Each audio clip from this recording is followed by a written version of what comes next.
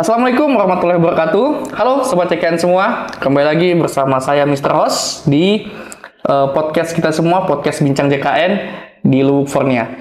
Kali ini saya sudah kedatangan tamu istimewa yang akan menemani kita di bincang-bincang podcast kita pada siang hari ini.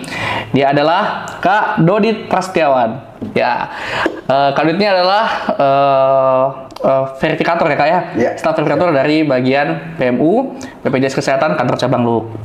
Apa kabar Kak Dodit? Tos dulu kita dong. Ya, kalau di sini harus tos dulu sebelum ini. Ya, alhamdulillah hari ini baik. Baik ya, sehat ya, aman ya? Ya, baik. Syukur. Ya, Kak Dodit, di podcast sebelumnya itu kita sudah ada membahas terkait sedikit terkait dengan kecelakaan lalu lintas tunggal yang dikategorikan sebagai kecelakaan kerja.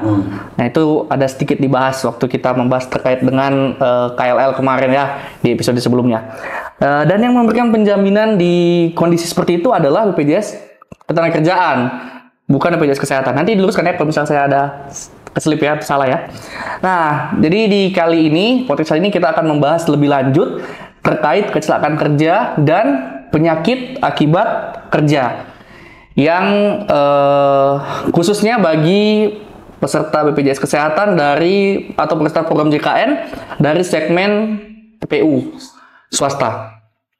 Oke, baik, Kak Dodit. Bagaimana sih mekanisme perlindungan bagi peserta BPJS Kesehatan khususnya mengalami kecelakaan kerja? Siapa yang menjamin pada kondisi tersebut? Misalnya seorang itu terkena kecelakaan kerja, itu siapa yang menjaminnya? Dan kapan BPJS Kesehatan ditetapkan sebagai penjamin? Ini kan kalau peserta PPU ini otomatis juga peserta BPJS Kesehatan ya, PPU swasta. Nah jadi kalau misalnya dia kecelakaan kerja, itu siapa yang menanggung? Ini pertanyaan yang bagus ya menurut saya. Sesuai dengan Peraturan Pemerintah Nomor 49 Tahun 2023 itu memang sudah diatur sedemikian rupa, yang mana BPJS Kesehatan dengan BPJS Ketenagakerjaan itu berperan dalam melindungi pekerjanya dengan cakupannya yang berbeda juga pastinya. BPJS Ketenagakerjaan itu bertanggung jawab terhadap jaminan kecelakaan kerja atau JKK yang mencakup seluruh peristiwa kecelakaan atau penyakit akibat kerja di lingkungan atau aktivitas pekerjanya. Jadi sebagai penjamin utama jika terjadi KKP-PAK itu memang penjamin pertama itu adalah BPJS Ketenagakerjaan pastinya. Oke. Pastinya dari kejadian-kejadian tersebut itu nanti akan disimpulkan siapa penjaminnya, terus kemudian siapa yang harus menjamin si pekerja tersebut jika terjadi kecelakaan tersebut. Ya, tadi dikatakan berarti kecelakaan kerja atau penyakit akibat kerja ini dia ditanggung oleh BPJS Ketenagakerjaan ya. Artinya setiap kejadian maupun kecelakaan dalam tanda kutip yang terjadi di lingkungan kerjanya dia, maka itu wajib ditanggung oleh BPJS Ketenagakerjaan. Nah, berarti kan ada penetapan tuh sebuah penyakit itu dikatakan dia penyakit akibat kerja atau penyakit biasa begitu ya maksudnya ya, atau apa penyakit biasa maupun dia kecelakaan kerja atau dia kecelakaan biasa begitu kan.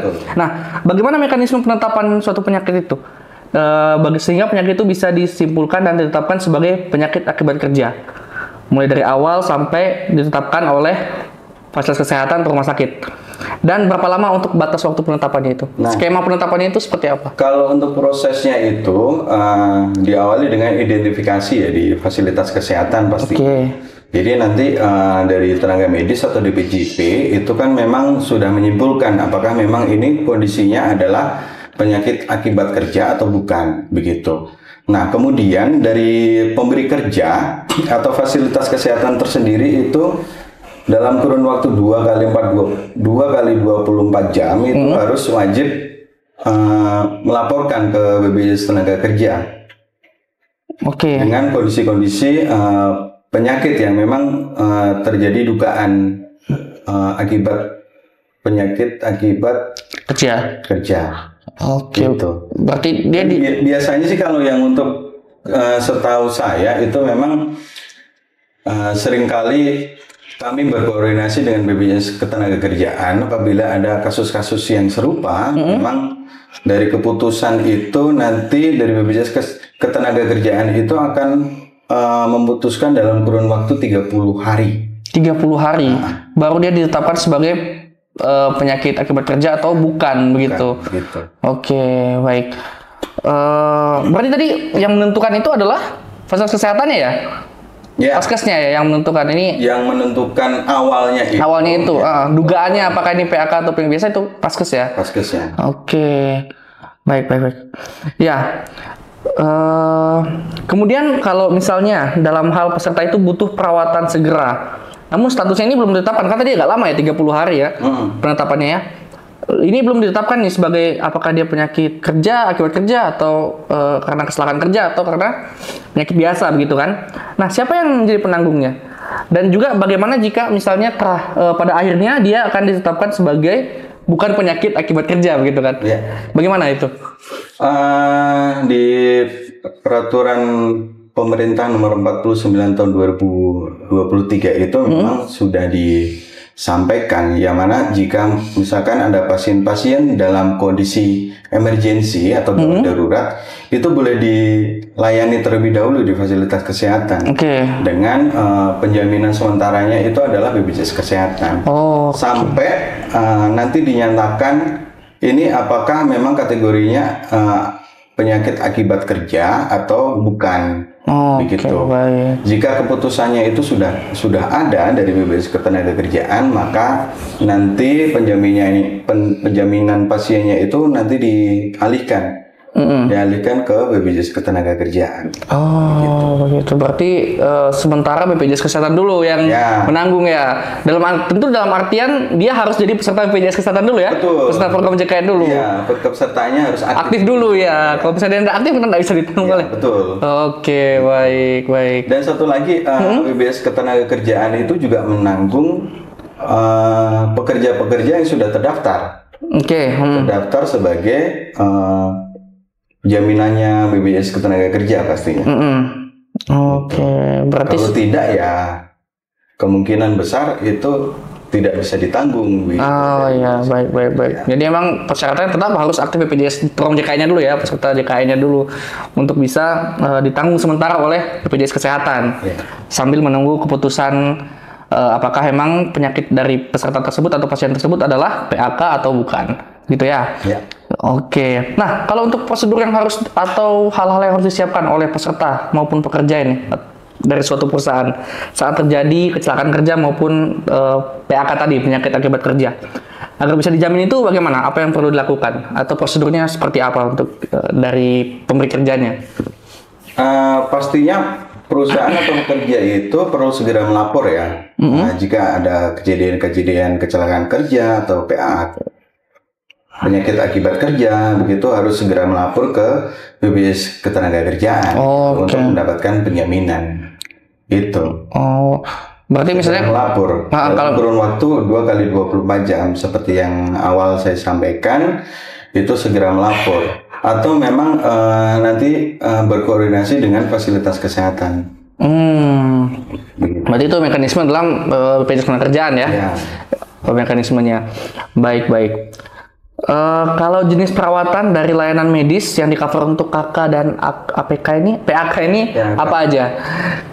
Apakah termasuk rehabilitasi dan juga dukungan psikologis atau apa aja kira-kira ini yang menjadi? Kalau penyakit akibat kerja itu kan memang untuk perawatannya itu sedikit lumayan panjang ya itu. Jadi kalau yang untuk perawatannya pastinya menyakup pelayanan medis darurat, rawat jalan, rawat inap, rehab medik, itu kan tidak dipungkiri kalau misalkan ada teman-teman kita yang pekerja ini pasti butuh secara mental itu harus disembuhkan. Iya, betul. Perlu pendampingan. Betul. Itu yang dijamin oleh BPJS Ketenagakerjaan.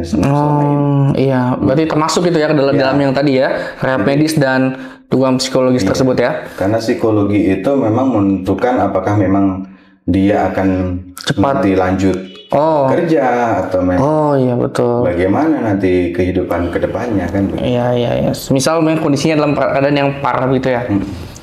Karena kan kecelakaan kerja ya biasanya memang sampai seperti itu. Nah, kalau apakah ada kondisi khusus suatu penyakit ini tidak bisa dikategorikan sebagai penyakit akibat kerja? Berarti otomatis dia akan ditanggung oleh BPJS Kesehatan ya? Misalnya dia tidak termasuk sebagai PAK ya? Iya, betul. Boleh dijelaskan mungkin? Kalau penyakit-penyakit yang tidak berkaitan langsung itu penyakit-penyakit yang tidak berkaitan langsung dengan aktivitas atau lingkungan kerja ya mungkin itu yang tidak di-cover oleh BPJS Ketenagakerjaan, pasti di-cover oleh BPJS Kesehatan. Pastikan memang kepesertaannya itu aktif. Gitu.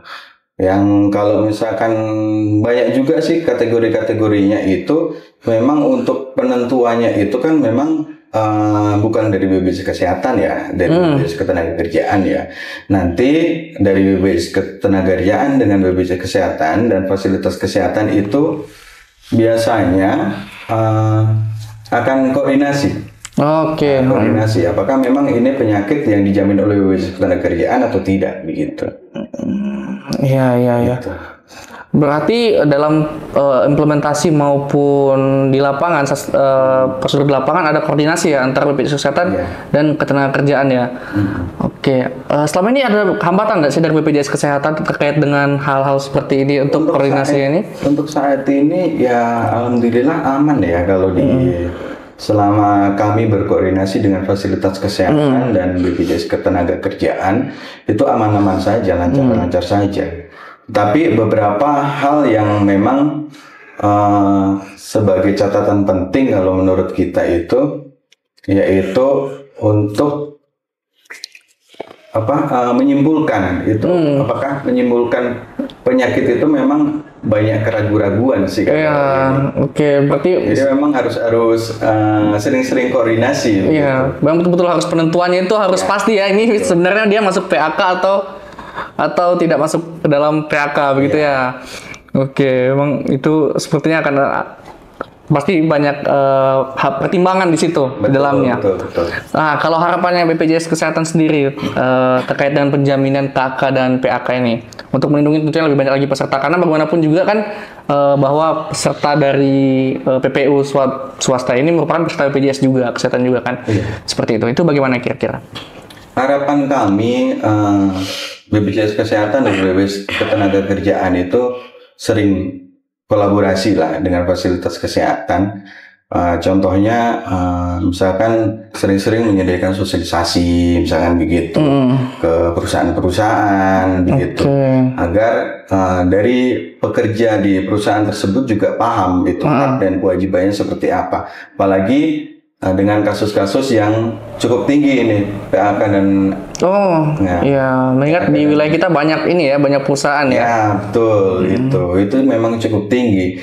Jadi kebanyakan ya dari teman-teman pekerja ini tidak paham ya. Iya, betul. Siapa yang jamin, maunya itu segera dijamin, padahal memang ada kategori ketentuan yang harus dilalui. Iya, baik. Ya, luar biasa sekali ya informasi yang diberikan hari ini kepada kita semua. Memang betul, karena kita di BPJS Kesehatan Cabang Luku ini kan banyak perusahaan, otomatis juga mungkin beberapa di antaranya ada yang berisiko tinggi ya terkena penyakit maupun kecelakaan kerja. Nah, karena itulah harus semakin dikuatkan lagi mengenai penjaminan KK dan PAK ini sebenarnya. Begitu ya, Om Dot ya? Iya. Baik, Om Dot, sepertinya sudah cukup bincang-bincang kita di siang hari ini. Semoga apa yang kita bicarakan hari ini bisa menjadi insight baru bagi teman-teman Sobat JKN semua di rumah ya, terutama bagi peserta dari segmen PPU swasta. Jadi teman-teman peserta Sobat JKN yang menjadi peserta BPJS Kesehatan sudah paham sekarang ya bahwa tidak semua penyakit akibat kerja, apalagi kecelakaan kerja, itu menjadi tanggungan BPJS Kesehatan. Namun ada juga yang menjadi tanggungan dari BPJS Ketenagakerjaan ya. Jadi harapannya sekarang sudah bisa lebih tahu dan lebih paham mengenai hal tersebut. Jadi bisa mungkin tetap dipersiapkan kepesertaan program JKN-nya dipastikan aktif ya. Begitu juga dengan koordinasinya dengan BPJS Ketenagakerjaan. Tentunya kalau misal kita tidak mau juga terjadi hal negatif, tapi berjaga-jaga untuk segala macam situasi dan kondisi yang bisa terjadi. Oke, baik, sekali lagi terima kasih Kak Dodit untuk kedatangannya hari ini. Semoga kedepannya kita masih bisa ketemu lagi ya. Amin. Di bincang-bincang kedepannya. Siap. Jangan bosan-bosan untuk diundang oleh tim kita. Baik, demikian podcast kita pada siang hari ini. Saya tutup sekian. Wassalamualaikum warahmatullahi wabarakatuh. Bye-bye.